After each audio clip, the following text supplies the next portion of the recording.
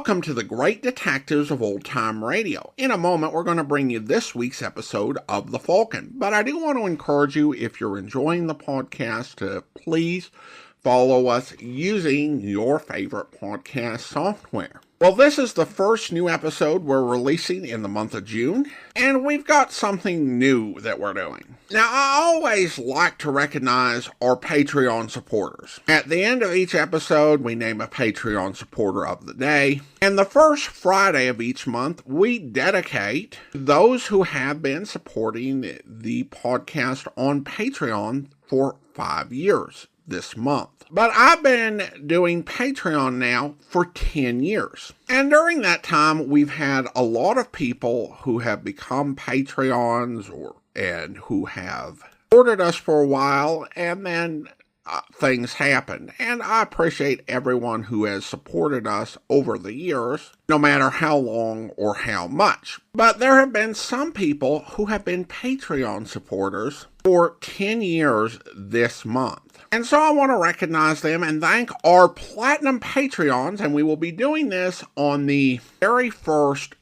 new On Friday episode each month. And so I want to go ahead and thank our first Platinum Patreons. Thank you to Helen's, currently supporting the podcast at the Chief of Detectives level of $30 or more per month. Thank you to Jameson and Chris, supporting the podcast at the Detective Sergeant level of $7.14 or more per month. Thank you to Mick at the Shamus level of $4 or more per month. And also, thanks so much to Doug, supporting the podcast at the rookie level of $2 or more per month. Thank you so much for being such great supporters of the podcast. It is truly appreciated. Now, from July 27th, 1952, here is The Case of the Broken Key.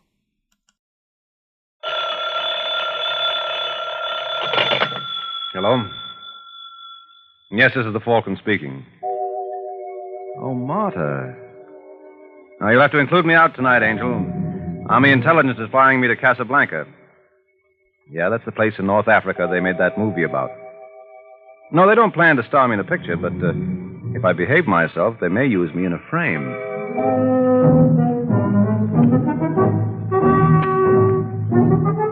Once again, the National Broadcasting Company brings you the transcribed adventures of the Falcon, starring Les Damon. The Adventures of the Falcon, dedicated to private investigators everywhere.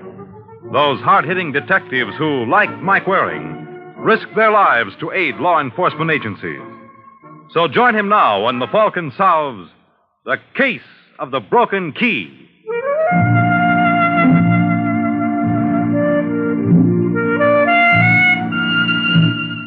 According to the encyclopedia, Casablanca is a seaport on the Atlantic coast of Morocco. Situated 33 degrees, 27 minutes north, 7 degrees, 46 minutes west, which shows you how little the encyclopedia knows. What does that tell you about Casablanca? Does it conjure up the romance and intrigue? Does it say if you peek behind the beaded curtain in the Café Tangier, you'd find both there personified by Helene Grant? And though Helene may not be Ingrid Bergman, it works out even, because the boy who just parted those curtains isn't Humphrey Bogart either. Mademoiselle Grant? Yes? I am Mulai Hafid. I was told to meet you here. Of course you can identify yourself. My credentials, comrade. Well, they seem to be in order.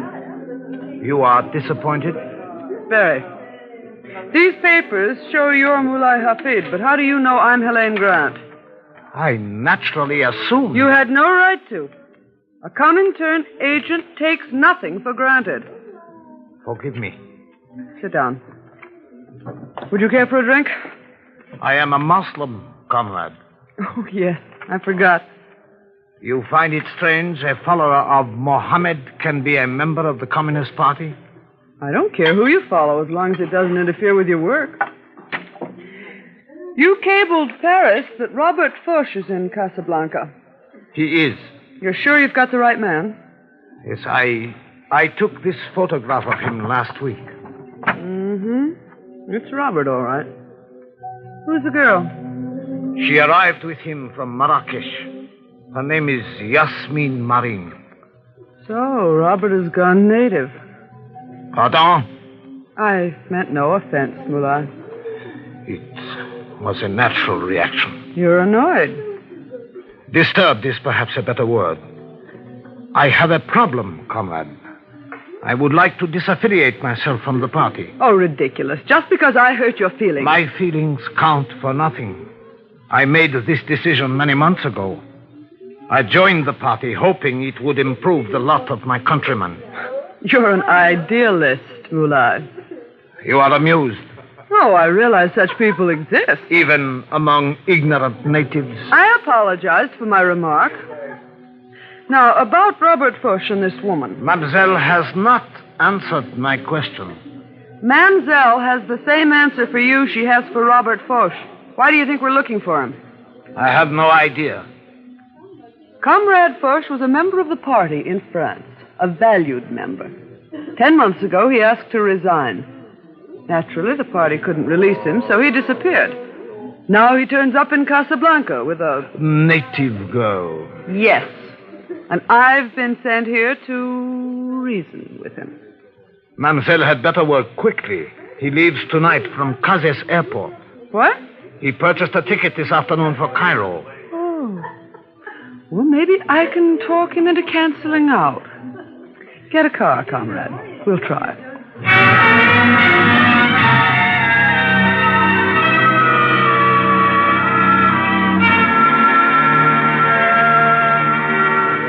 Messieurs, mesdames les passagers, attention, s'il vous plaît. Numéro 23, Casablanca. Why, Robert Foch. Hélène. Now imagine finding you here. Well, it certainly is a small world. Much too small. You going somewhere? Why? Well, if you are, I'd avoid Cairo. I don't think you'd like it this time of year. Well, if I knew you were in Casablanca, Hélène, You'd have arranged to stay. Naturally. Oh, that would have been lovely. Still, it might have posed a problem. What about Yasmin? Yasmin? Isn't that her name? She's beautiful, Robert. Mullah showed me her picture. Suppose we leave her out of this discussion, eh? She knows nothing of my activities. Why, comrade, you haven't gone middle class and fallen in love. I said we will leave her out of this. Yes, you will. Now, here are your orders. I refuse to accept them. I wouldn't get on that plane, Robert. I don't think you'd like the welcoming committee in Cairo. Do you remember Émile Rousseau? Émile? Mm-hmm. He's waiting for you at the airport there. Now, personally, I never believed those stories that he learned his trade working for the Nazis at Dachau. Still, one never knows, does one? You win. Oh, I'm so glad you decided to stay. And won't Yasmin be pleased? Suppose I drop you at the hotel and you can break the news.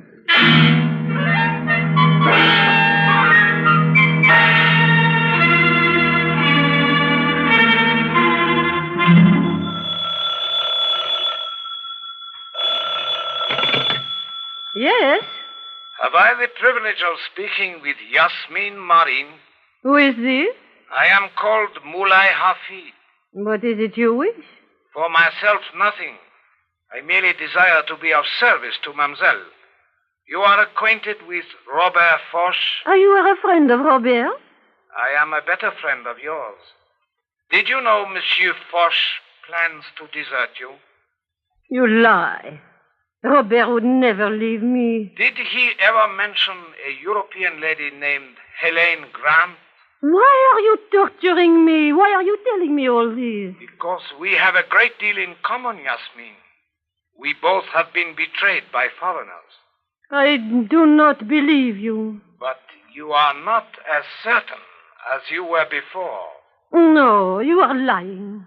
If it pleases you to believe that, so be it. But I suggest at least an investigation might be in order. May Allah be good to you.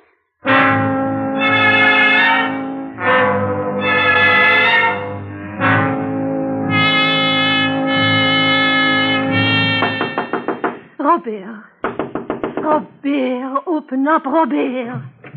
I told you 1,000 times, Oh, Yasmin. chérie. Thierry, I should have known he was lying. What?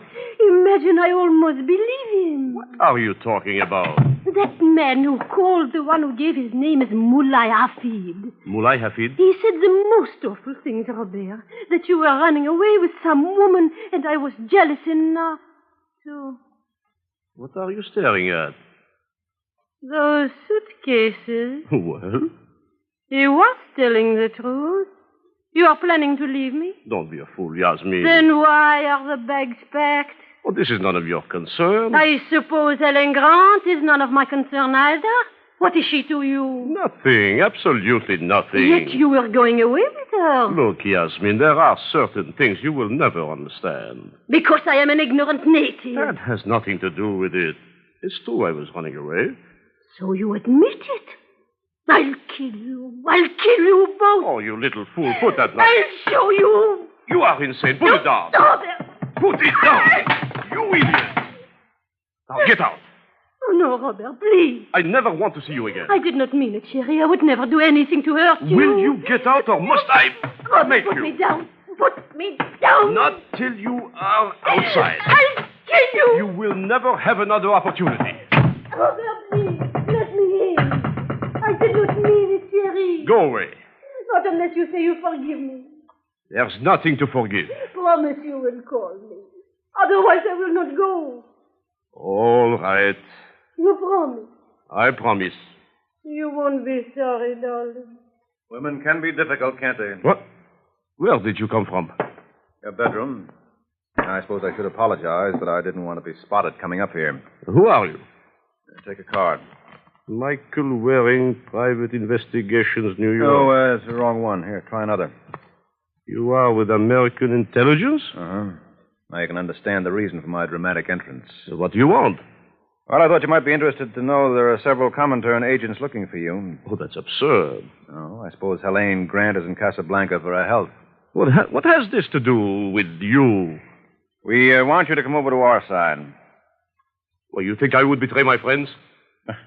I think the shoe's on the other foot. They betrayed you. What?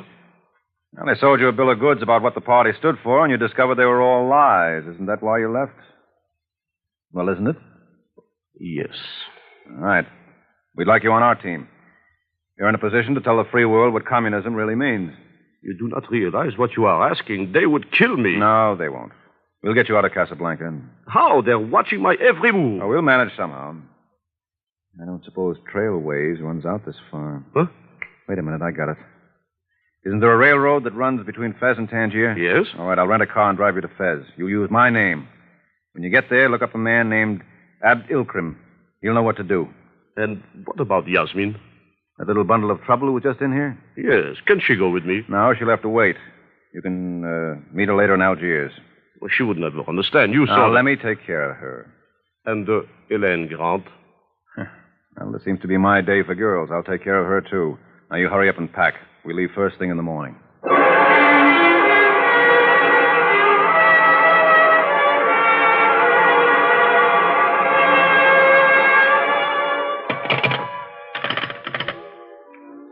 Votre service. This is Helene Grant in 412. Oui, mademoiselle. I don't want to make a noise like a tourist, but 1 hour ago I called room service. I haven't heard from them yet. 1,000 apologies, mademoiselle. Well, what do I have to do to get... Oh. Well, never mind. They finally made it. Just a second. I said just a second. Well, what do you... Oh, no. No, you mustn't. You can't. You don't know. You must know.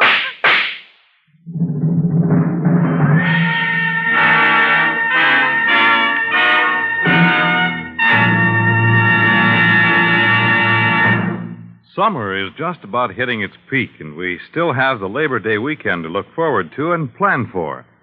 That's fine for most of us, but we should always keep in mind that these long weekend holidays are often tragic times for some of us who start out gaily to enjoy them.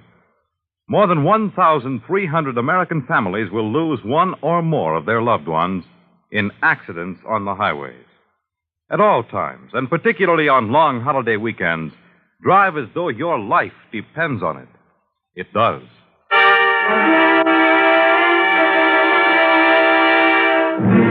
Now back to the adventures of the Falcon.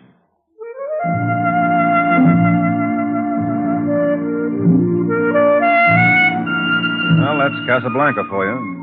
Not a bad place if you want to live it up, but a horrible spot if you've got to die. But then what place isn't? Oh, I don't imagine it made much difference to Helene Grant and her condition. The first I knew of it was some 4 hours later when I remembered my promise to Robert Forsch and hustled over to Conrad Grant's hotel room to meet her. Well, when nobody answered, I walked in, and that was my first mistake. She was lying on the floor under the big ceiling fan, and in the dim light, the blades made like a windmill above her head. The effect was almost hypnotic. And then the spell was broken. Pardonnez-moi. What? Forgive me, monsieur. I am afraid I startled you. Yeah, I guess you did. Permit me to introduce myself. I'm Henri Boulanger at the prefecture. Oh, well, I can't say this is exactly a pleasure, Inspector. I can understand that, monsieur. Monsieur... Waring, Mike Waring. Mike Waring? I don't think the name would mean anything to you. You are too modest. Correct me if I am in error, but you are with American intelligence. How did you know that? We too have our intelligence. Cigarette? Oh, thanks. You know who she was? Mademoiselle Grant? But of course. She was a Comintern agent. You were, as they say, on opposite sides of the fence. Oh, now, wait a minute, Inspector. If you think I had anything to do with her murder... Why, monsieur, it would never occur to me. I'm a most unsuspicious type. Still, as long as you mentioned it, what are you doing here? I wanted to talk to her. I should have guessed that for myself. And at the time of her death? I was in my hotel room reading. It's very strange. You are ready with an alibi when you have no idea when she was murdered. No, it's pretty obvious. She's been dead about 3 hours, which would put it around 9 o'clock. How do you arrive at that conclusion? A state of rigor mortis. Oblige me, monsieur. In addition to your other talents, you are also a doctor? I don't have to be, Inspector. Look at her arms. Most interesting. I wonder if you would be kind enough to accompany me to the Place de France. And in the meantime, the killer gets away. I don't think there is much danger of that. Look, I tell you, you're making a mistake. Then I shall have to pay for it. No, thanks. Stay where you are, monsieur. Another step and I shall be compelled to shoot. Well, I think you mean that. I most assuredly do. Well, in that case... Oh. Sorry, fella, but you left me no choice. You mind if I borrow your gun? You will regret this, monsieur. Au revoir, mon ami. I am sure we will meet again.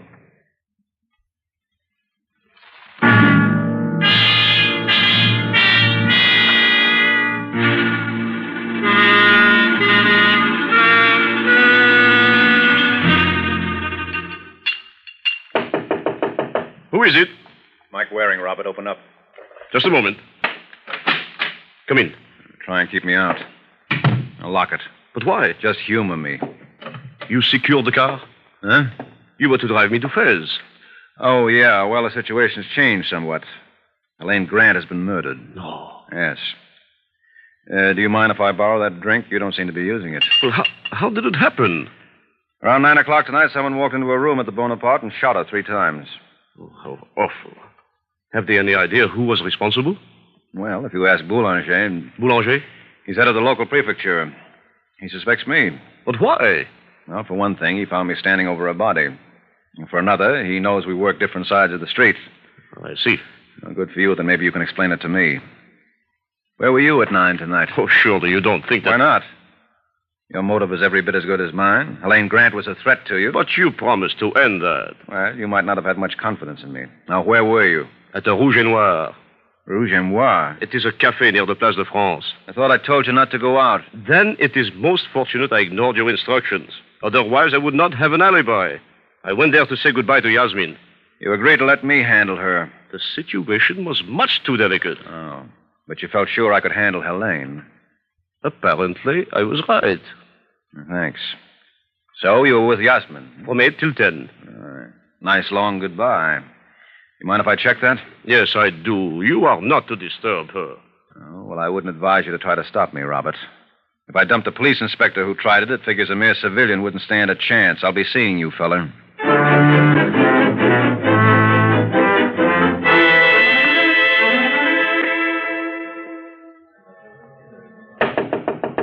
Entrez. Hello, Yasmin. Yes? Well, nice dressing room you've got here. You must sing well to rate it. What is the meaning of this? I hope you'll forgive the intrusion, but it's important I talk to you. I'm sorry, I'm very busy. Well, this won't take long. My name is Mike Waring. Mike Waring? Yes, I'm a friend of Robert Foch. Robert never introduced us. Well, naturally. There was no need to. I do not believe you. Okay. And how would I know you two pitched a battle royal in the Hotel Splendide over Helene Grant? Robert told you that? Oh, Robert tells me everything. Incidentally, you don't have to worry about Helene anymore. She's dead. Not really. You don't seem very upset. Why should I be? She was my enemy. You don't realize what you're saying. But you knew this. You say Robert told you everything. Yeah, he also said you came back to the hotel again between 8 and 10. Robert said that? Why, isn't it true? No.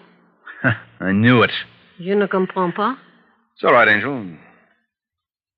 But why should Robert say I was at his hotel when he was visiting here with me in my dressing room? You what? I said something wrong. Well, that depends on where you're standing. In my spot, it couldn't have been worse. You sure Robert was here between 8 and 10? Positive. Well, then he was telling the truth. Pardon? Nothing. How did you find out about Helene Grant in the first place? A man told me. This man got a name? Yes, he called himself Moulay Hafid. Moulay Hafid. Where did I hear that? Sure, he was Helene's contact in Casablanca. I do not understand. Well, that's just as well. Oh, that's my cue. I'm sorry. I must go. That's okay. So do I. Knock 'em dead, Angel. That's just what I hope to do for my customer.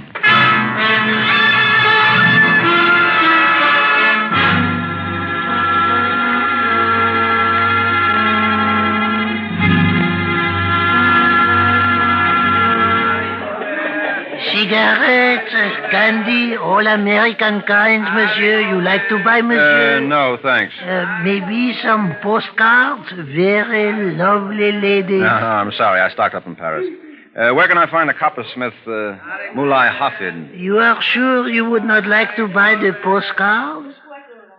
Oh, well, come to think of it, I guess I would. I forgot my grandmother collects them. Oh, she will like these, monsieur. That will be 500 francs. There you are.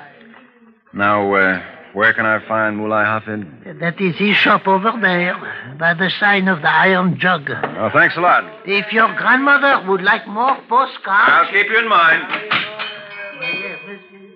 Salam alaikum. Alaikum salam. What can I do for you, monsieur? Well, that all depends. Are you Moulay Hafid? Your servant, sir. I'm Mike Waring. Mike Waring? I'm a comrade from America. Oh. Where can we talk? Here. A little public, isn't it? I shall lower the shade. That's a nice place you got here. You do all your own metalwork? As my father and his father did before him. So, now we may talk. Well, I guess you know why I'm here.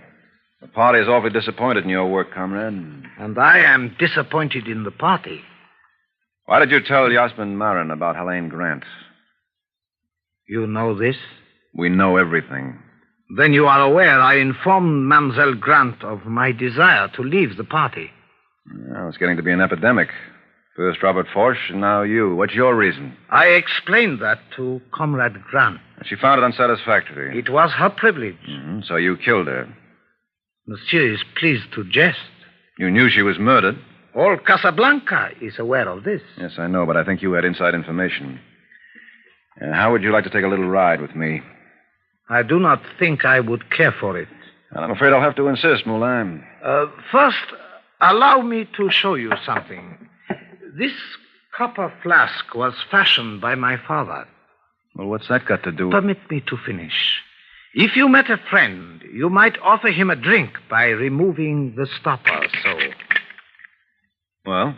But if you met an enemy, you again removed the stopper, only this time you pressed this plunger to reveal... A knife, huh? Oui, monsieur. A knife. And I have met an enemy...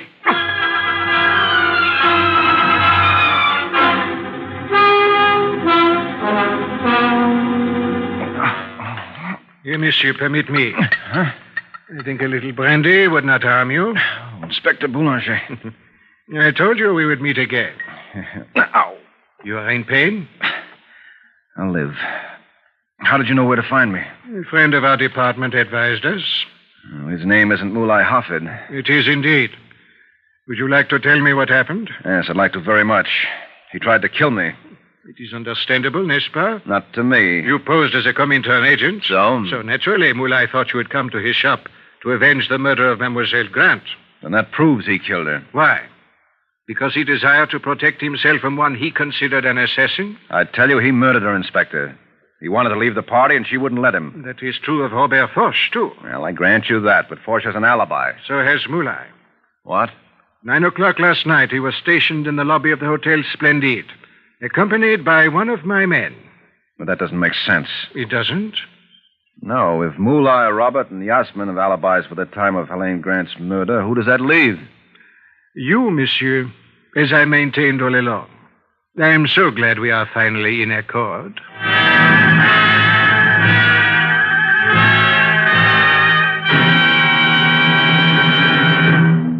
Are you looking forward to a vacation or to holiday weekends filled with carefree relaxation? Unfortunately, a lot of us will never have those pleasant plans come true. Yes, for thousands of those dreams will turn into tragic nightmares because of a traffic accident. Highways are more crowded than ever, and make no mistake about it, that means greater danger whenever you drive. You can't prevent all of the traffic accidents that are taking place all over the country, but you can prevent that one accident that may happen to you. Follow the simple rules of driving safety all the time. The life you save may be your own.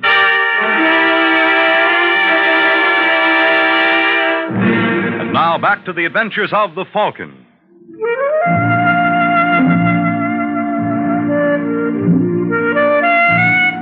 Well, I guess Mama was right. She always said if I didn't watch that big tongue of mine, someday I'd trip over it. But who knew it was going to be in the shop of Mulai Hafid? While I lay there on the floor, Inspector Boulanger made like Florence Nightingale. Just raise your arm a little higher. I figured there was no percentage in getting up. After all, I was only due to fall flat on my face again. And voila. I think this will prove satisfactory. Now, if you will take my arm, monsieur, I shall be only too happy to assist you. No, wait a minute, Inspector. If you're thinking of making another escape, I beg you not to attempt it. I have 3 men stationed outside, all of whom are fleet of foot and excellent shots. No. You don't understand. You say you had one of your detectives with Mulai Hafid in the lobby of the Splendide last night? I did. Why? We were keeping Robert Foch under surveillance. We anticipated a little difficulty with the gentleman. Obviously, it never developed. Obviously. And Mulai was never out of your man's sight? Never once. They were together till midnight. Well, they couldn't have been. Oh, could they? Pardonnez-moi? Oh, brother, am I a chump. Listen, Inspector, I think I see it all now. Just give me 10 minutes with Robert Foch. That's all I ask. It is not unreasonable. After all, why shouldn't you have Foch for 10 minutes when I expect to have you for life? Allons, mon enfant.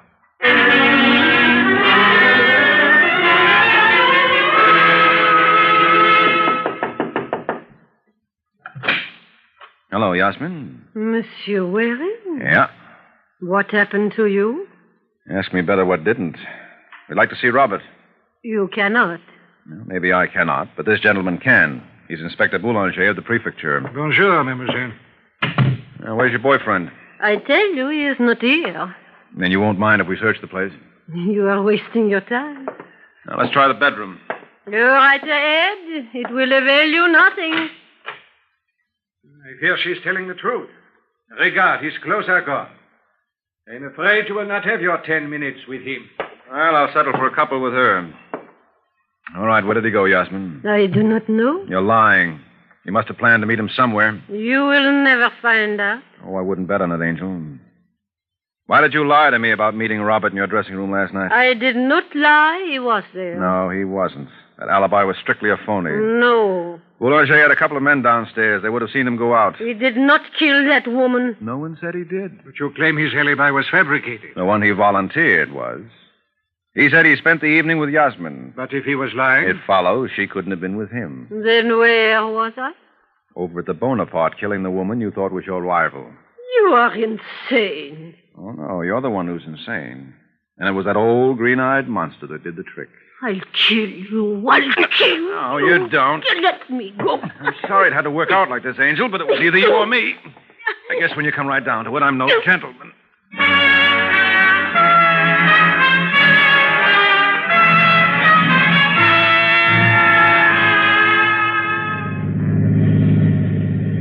Well, it merely goes to prove, Waring, the poets knew what they were talking about. What is that line again? Oh, yes. Hell hath no fury like a woman scorned. Oh, like a woman who thinks she's scorned.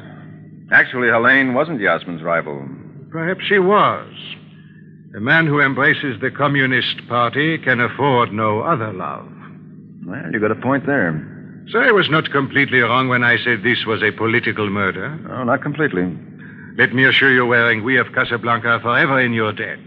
If there is any way we can ever repay you. Oh, I'm glad you mentioned that, Inspector, because there is. While I was looking for Mulai Hafid, I ran into a peddler who made me buy some postcards before he'd give out with any information. I see. You think you could locate him for me? You wish to have him arrested? No. I promised to mail these to Grandma, and it just occurred to me I better get a set for Grandpa, too. Good night, Inspector.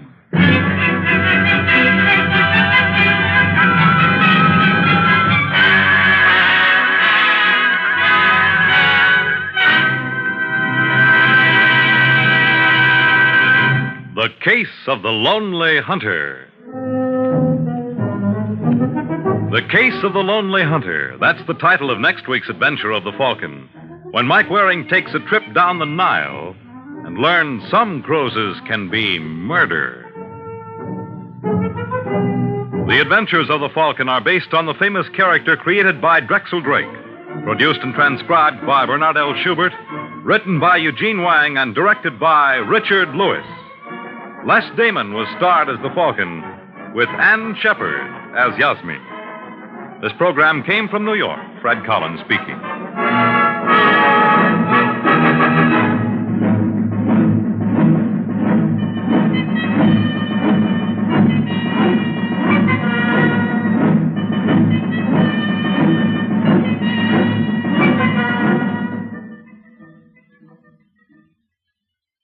Welcome back. This was a fun one. We've heard a lot of episodes that evoke Casablanca with similar characters or settings. I think this is the first episode we've heard that outright acknowledges the film, which shows its influence and popularity, which was helped by second-run theaters. Not certain whether Casablanca had been shown on television, although by the 1970s it would become a film that would be re-aired often.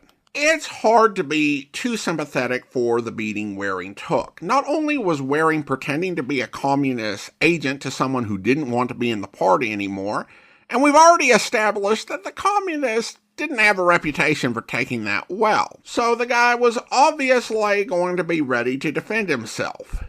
And then, for some reason, Waring let him play around with that copper flask. You do not let people who you want to take into custody pick up heavy metal objects. The best argument for doing so is curiosity.